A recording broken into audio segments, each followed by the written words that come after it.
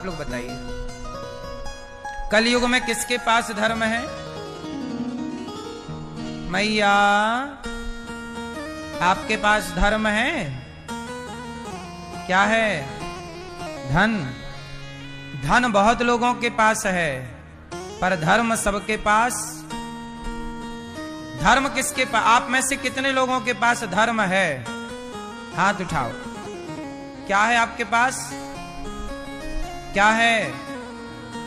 क्या है? धर्म है? क्यों मैया आपके पास धर्म है?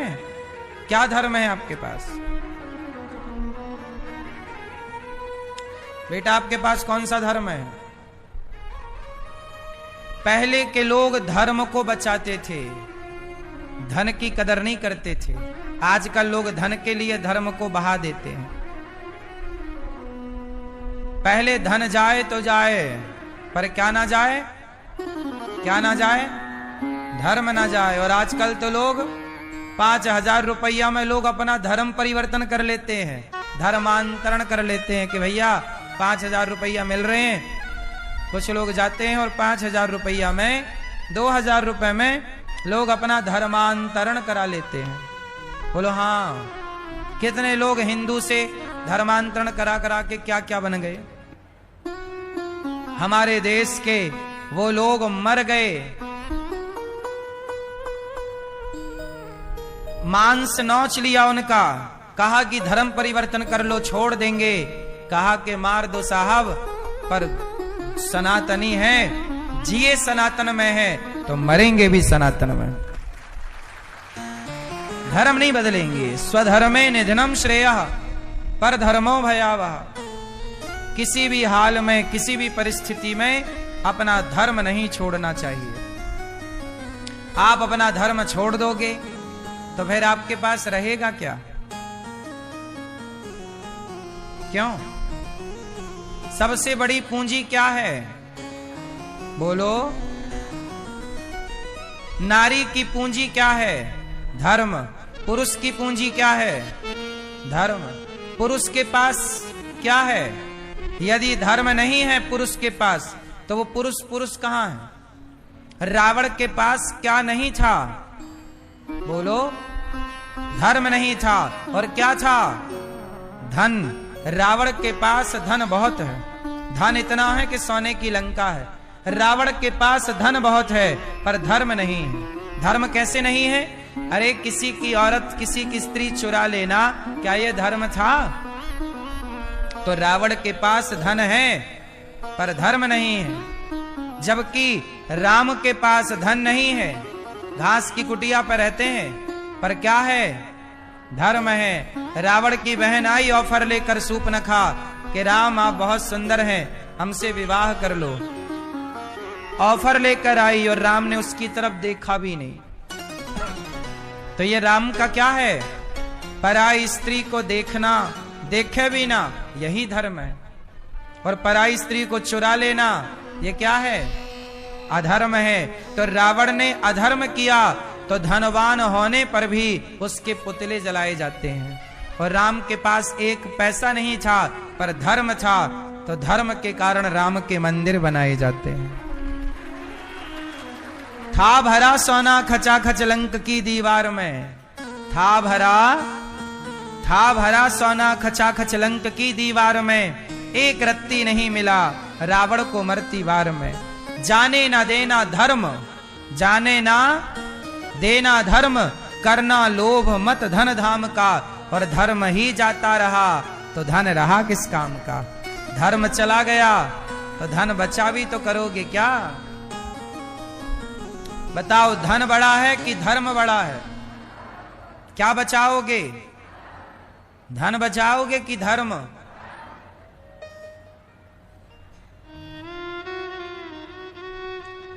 गुरु गोविंद सिंह जी के 2 बेटों को खड़ा किया मुगलों ने और उनके आगे और पीछे दीवार लगा दी। क्या लगा दी? मतलब दीवार के भीतर पैक कर दिया। दीवार लगाने से पहले बोला, बच्चों, उस समय उनके बच्चों की उम्र क्या थी?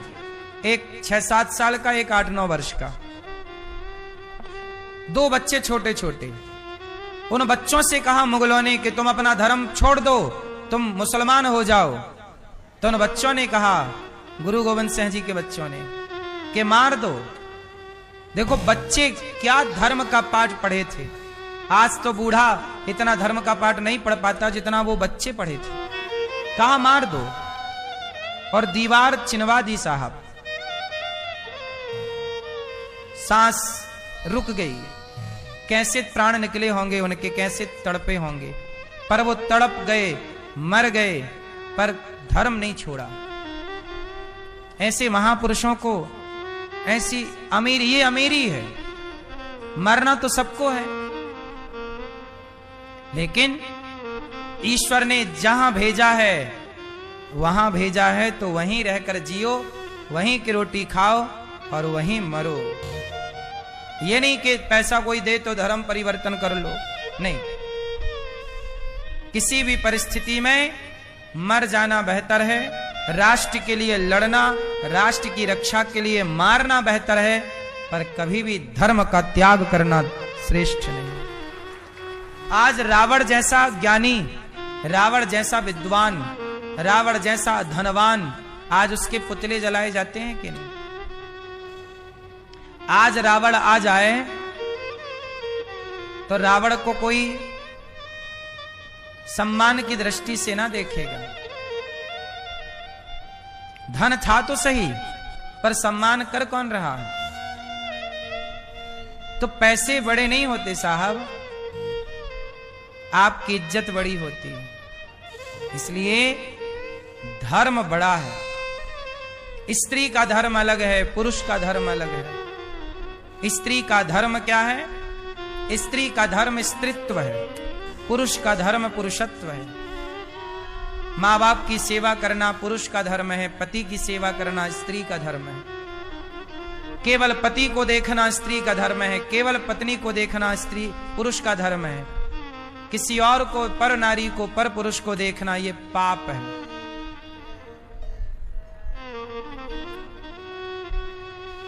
धर्म का पालन करते रहिएगा। मनुष्य का धर्म है सत्य बोलना। धर्म कहां है? जो सत्य बोलता है उसी के पास धर्म है। जो सच नहीं बोलता वो धर्मात्मा नहीं हो सकता।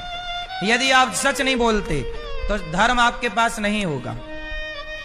झूठे लोगों के पास धर्म नहीं होता, धर्म हमेशा सच्चे लोगों के पास होता है। यदि आप झूठ बोलते हैं तो फिर अपने आप को धर्मात्मा कभी मत कहिएगा। सच बोलते हैं तो आप धर्मात्मा हैं। धर्मात्मा किसे कहते हैं? जो धर्म पर चलने वाला है। और धर्म पर कौन चलेगा? धर्म क्या है? सत्य ही धर्म है। धर्म न दूसर सत्य समाना, सत्य को ही धर्म कहते हैं। सत्य ही नहीं आपके पास तो धर्म कहां होगा? इसलिए सत्य बोला करिए। क्या बोलना है?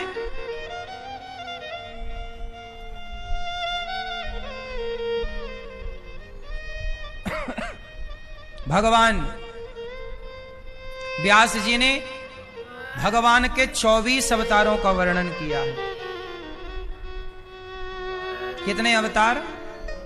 24 अवतार। नारायण, नारद, हरि, कपिल देव, श्री राम, हंस, हयग्रीव, मोहिनी, दत्तात्रेय, सुखधाम, नरसिंह, वामन, व्यास जी, ऋषभदेव, कौमार, यज्ञ पुरुष, धनवंतरी, बुद्ध, कल की अवतार, पृथु राजा, 12 पुनि, कृष्णचंद्र भगवान, परशुराम, मत्स्य, कमठ, पद्म पुराण प्रमाण। 24 अवतार। हर अवतार का एक हेतु है। भगवान को अवतार क्यों लेना पड़ता है? अवतार लेने का अर्थ होता है उतरना। ऊपर से नीचे आने को अवतार कहते हैं। ऊपर से नीचे आने को अवतार कहते हैं। किसके अवतार होते हैं? भगवान के। भगवान कौन है? भगवान कौन है? दादाजी, भगवान कौन है? हैं? कौन? सब बोलो, भगवान कौन? भगवान नारायण ही, भगवान श्रीमन नारायण ही भगवान है। वही नारायण जब प्रहलाद पर अत्याचार देखते हैं तो वही नारायण प्रहलाद के लिए नरसिंह बन करके प्रकट हो जाते हैं। वही भगवान जब राजा बलि पर कृपा करना चाहते हैं तो वही भगवान नारायण राजा बलि के लिए वामन अवतार लेते हैं। क्या बनते हैं? वामन। वही भगवान जब समुद्र मंथन होता है और पहाड़ जब नीचे धंसने लगता है तो उस पहाड़ को अपनी पीठ पर थामने के लिए वही भगवान कछुआ बन जाते हैं, कच्छप। क्या बन जाते हैं? कच्छप अवतार, कछुआ। और वही भगवान जब समुद्र से मंथन हुआ और अमृत लेकर प्रकट होना पड़ा तो वही भगवान धनवंतरी बन करके अमृत का कलश लेकर प्रकट होते हैं। और जब दैत्यों ने वो अमृत छीन लिया तो अमृत का बंटवारा करने के लिए वही नारायण सुंदर सा मोहिनी का अवतार ले लेते हैं। क्या बनते हैं? स्त्री। और मोहिनी बन करके दैत्यों से वो अमृत का कलश छीन लेते हैं।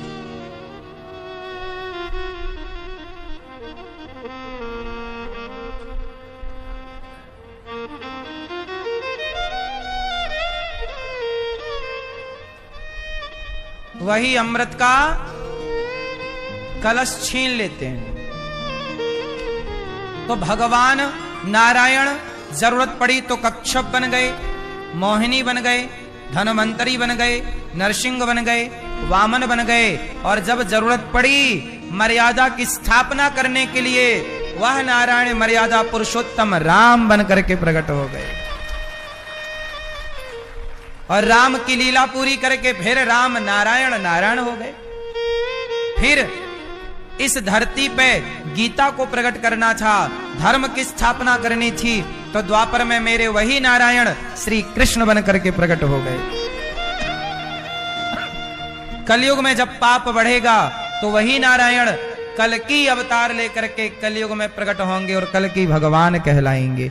तो वह एक नारायण जहां जहां जब जब जहां जैसे जैसे भक्तों को जरूरत पड़ती गई भगवान अपना भक्तों के कल्याण के लिए तब तब वैसे वैसे अवतार लेते गए। धर्म संस्थापनार्थाय संभवामि युगे युगे। जब जब होय धर्म की हानि बाढ़े असुर अधम अभिमानी। तो नारायण ही सब बनते चले गए और मूल में वह नारायण है। बोलो हाँ। इसलिए राम कृष्ण नरसिंह वामन इनमें कोई अंतर। हमारे भगवान इतने दयालु हैं कि वो हमारे लिए हम जैसा बन जाते हैं, मनुष्य बन गए ना। मनुष्य योनि कोई बहुत अच्छी योनि नहीं। पाप करके ही ये 84 लाख में आपने कोई पाप किया होगा तब ना हम लोग मनुष्य बने। पाप ना होते तो हम मोक्ष को ना पा लेते। तो पाप से ही योनियां प्राप्त होती हैं।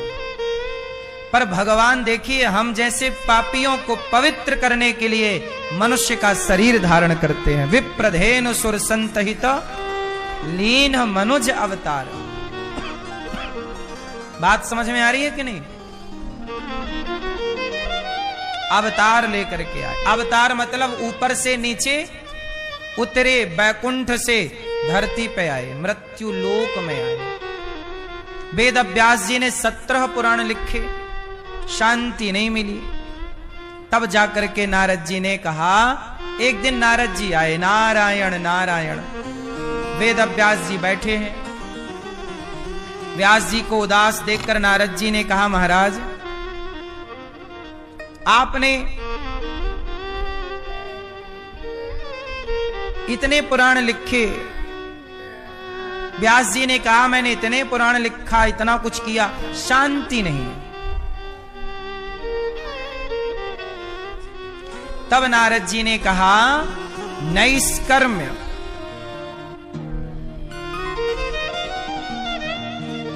नैष्कर्म्यमप्यच्युत। नारद जी कहते हैं कि न शोभते ज्ञानमलम निरंजनम। आपने कितने भी पुराण लिखे, कितना भी कुछ कहा, ज्ञान की बातें की, पर आपने अभी तक भक्ति का निरूपण नहीं किया।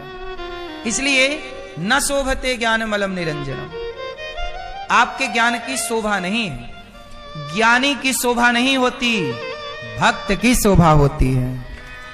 इसलिए ज्ञानी बड़ा नहीं, भक्त बड़ा। ज्ञानी को ज्ञान का घमंड होता है, इसलिए वो ज्ञानी श्रेष्ठ है जो ज्ञानी ज्ञान पाकर के भक्त हो जाए। यदि ज्ञानी ज्ञान पाकर भक्त नहीं हुआ और ज्ञान को केवल बघार रहा है, दूसरों का अपमान उस ज्ञान से किए जा रहा है, तो ऐसा ज्ञानी समाज में प्रतिष्ठित नहीं होगा, शोभा नहीं होगी ऐसे ज्ञानी की। इसलिए नमो भगवते तुभ्यं वासुदेवाय धीमहि प्रद्युम्नाय निरुद्धाय नमः शंकर्षणाय च। नारद जी बोले, मैं दासी पुत्र था, संतों की कृपा हुई,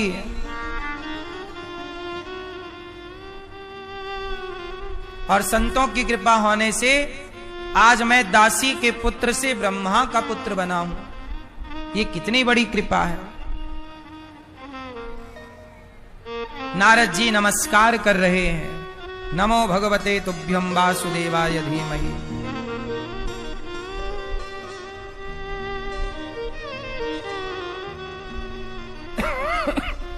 प्रद्युम्नाय निरुद्धाय।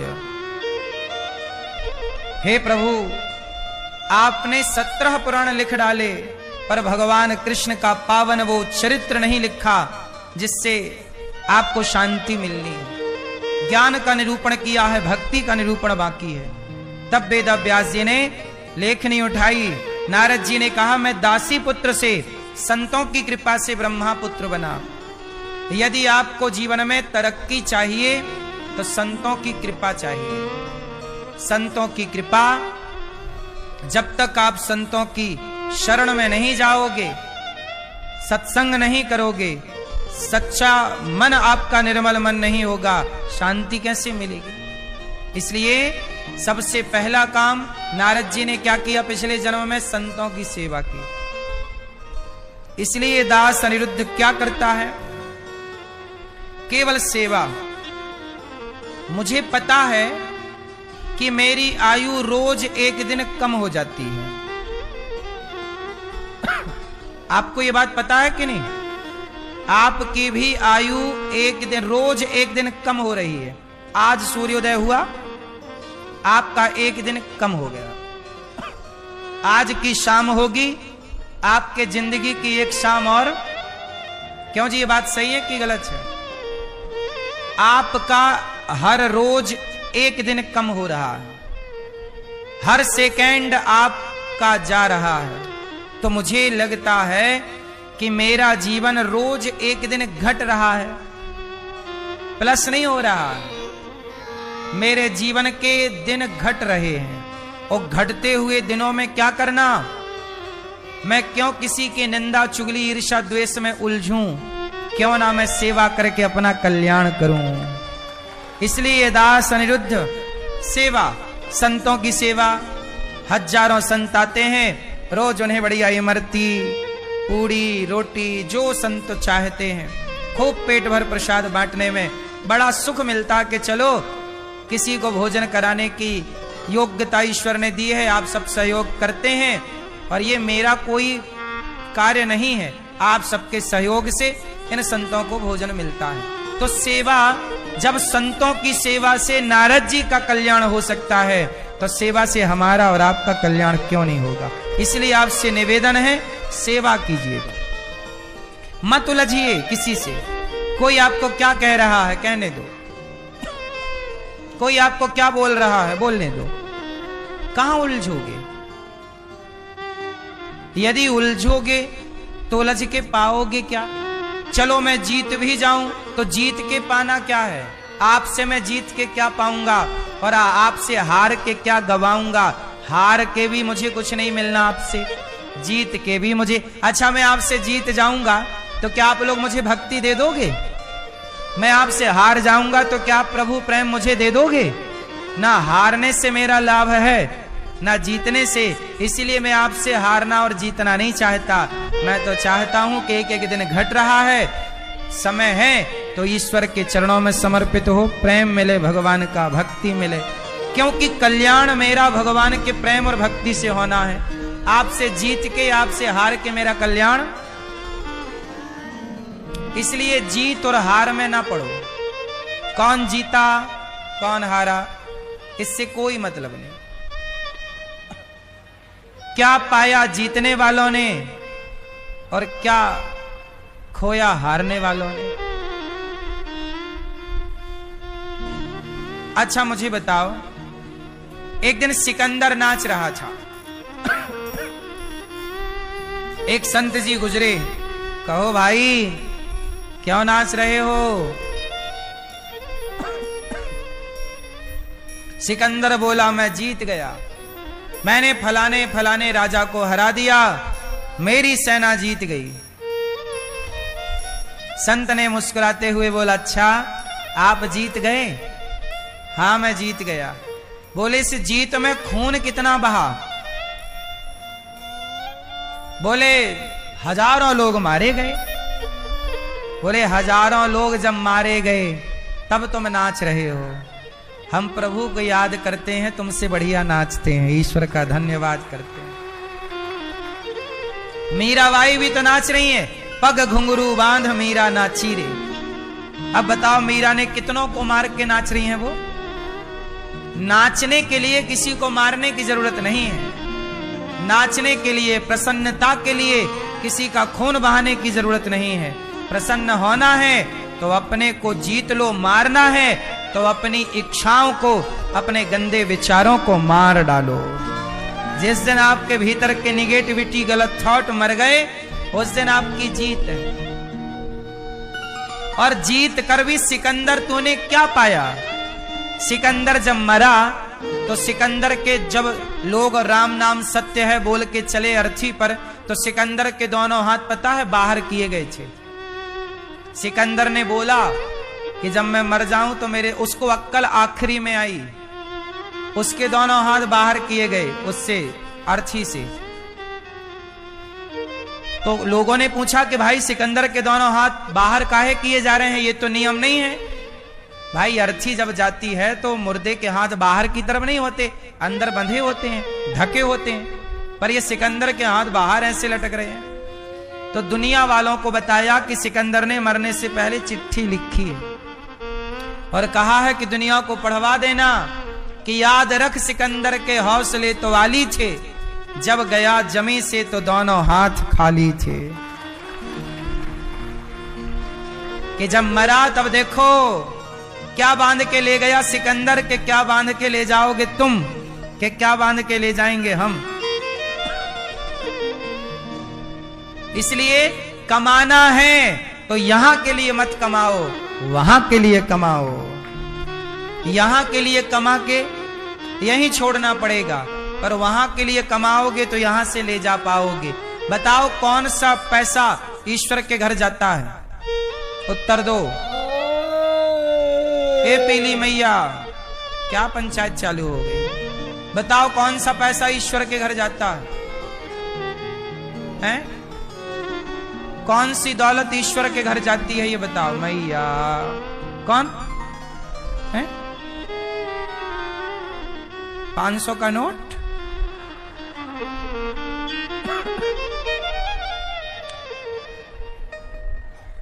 मैया कौन सा पैसा ऊपर जाता है? हैं? पायो जी मैंने राम रतन धन पायो। जो आप पुण्य करते हैं, किसी भूखे को भोजन कराते हैं, किसी वृद्ध माँ का सहारा बनते हैं, किसी बच्चे को पढ़वा लिखवा देते हैं, आप किसी साधु संत को भोजन कराते हैं, जो पुण्य है, जो भगवान की कथा सुन करके, तीर्थ करके पुण्य कमाया है, सच बोल कर पुण्य कमाया है, दया करके जो पुण्य कमाया, वही पुण्य आपके साथ चलता है, वही धन है। संग जाना है। अब जो जाना है वो तो कोई कम कमा रहे हैं। धर्म से चलो। धन कमाना है तो पुण्य का कमाओ। कमाई दो प्रकार की होती है, एक पाप की कमाई और दूसरी पुण्य की कमाई। पाप की कमाई करोगे तो बड़ा कष्ट मिलेगा, पुण्य कमाओगे बड़ा सुख मिलेगा। पाप का फल है गरीबी, पाप का फल है दुख और पुण्य का फल है सुख। आप बहुत सुखी हैं तो आपने पुण्य किया होगा, आप बहुत दुखी हैं आपने पाप किया होगा। अब आपको कैसे रहना है, जैसे रहना है, सुख में या दुख में, वो आप बोते चलिए। जो बोते चलेंगे वो आगे काटते चलेंगे। हमने जो पहले किया था आज मिल रहा है, जो आज करेंगे वो आगे के लिए है। और समर्पण कर देंगे भगवान में तो जन्म मृत्यु से मुक्ति मिल जाएगी। नारद जी ने कहा, व्यास जी आप भागवत जी की रचना कीजिए। अब क्या हुआ, महाभारत से वेद व्यास जी ने भागवत जी की शुरुआत की। महाभारत कौन सा भारत, कौन सा भारत? महाभारत। महाभारत की कथा बहुत कुछ सिखाती है, प्रेरणा देती है। महाभारत में लिखा है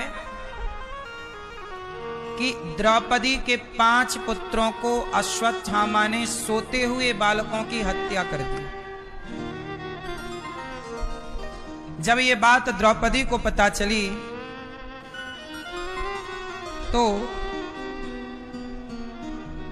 द्रौपदी माता शिशुना